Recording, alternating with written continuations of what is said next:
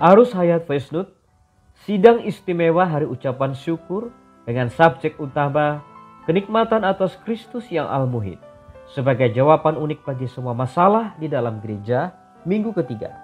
Menanggulangi hati kita bagi pertumbuhan benih hayat ilahi di dalam kita hingga kematangan kita dalam hayat bagi bangunan Allah dalam hayat. Hari keempat, pembacaan ayat Alkitab dari Filipi pasal 1 ayat 21 dan Galatia pasal 2 ayat 19b sampai 20. Setelah kita diselamatkan, konsepsi untuk berusaha menjadi baik ada di dalam diri kita semua.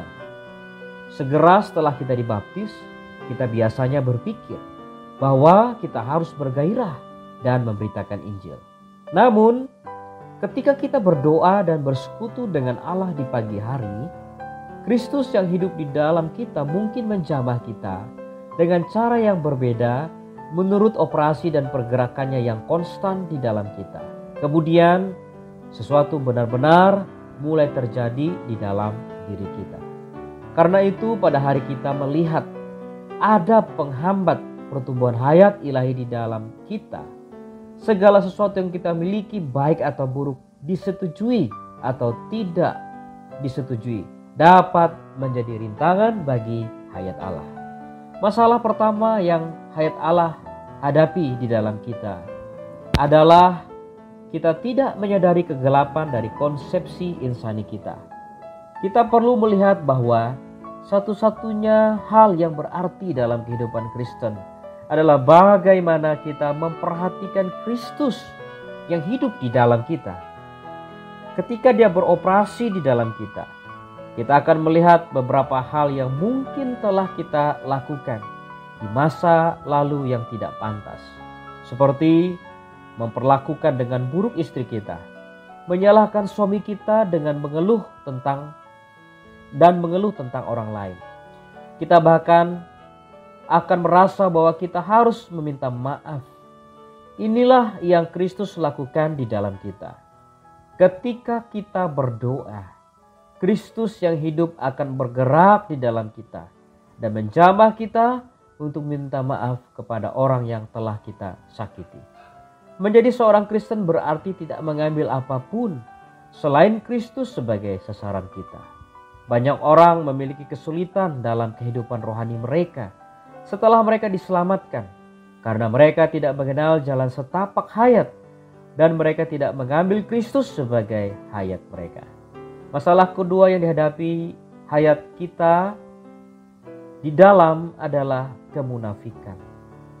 Kerohanian yang palsu sebenarnya adalah penghalang yang besar untuk hayat. Beberapa orang mungkin secara alamiah lembut, rendah hati, tidak mudah tersinggung, peduli, bersedia mencucurkan air mata untuk orang lain, simpati, dan rela berkorban. Mereka memiliki banyak kebaikan dan kebajikan. Setelah mereka menjadi orang Kristen, mereka membawa kebajikan-kebajikan alamiah ini ke dalam gereja. Saudara-saudari, kerohanian seseorang tidak ditentukan oleh penampilan luaran, tetapi oleh bagaimana dia memperhatikan Kristus yang berhuni. Kebaikan alamiah kita adalah kerohanian yang palsu dan sebenarnya adalah hambatan yang besar bagi hayat. Ekspresi hayat mencakup penolakan terhadap watak dan kesukaan alamiah kita, serta membiarkan Kristus beroperasi di dalam kita dan meremukkan kita. Jika kita selalu melakukan segala sesuatu menurut watak dan diri alamiah kita, hasilnya akan selalu kemunafikan. Beberapa orang dilahirkan dengan watak yang tidak mudah marah, bahkan ketika orang lain berusaha keras untuk membuat mereka marah. Beberapa orang dilahirkan dengan watak yang tidak mudah marah. Meskipun demikian, ketika Kristus beroperasi dan bergerak di dalam diri mereka, mendesak mereka untuk mengucapkan beberapa perkataan yang terus terang dan tegas, hayat akan diekspresikan jika mereka melawan watak mereka dan menaati perasaan batin untuk perkataan yang terus terang.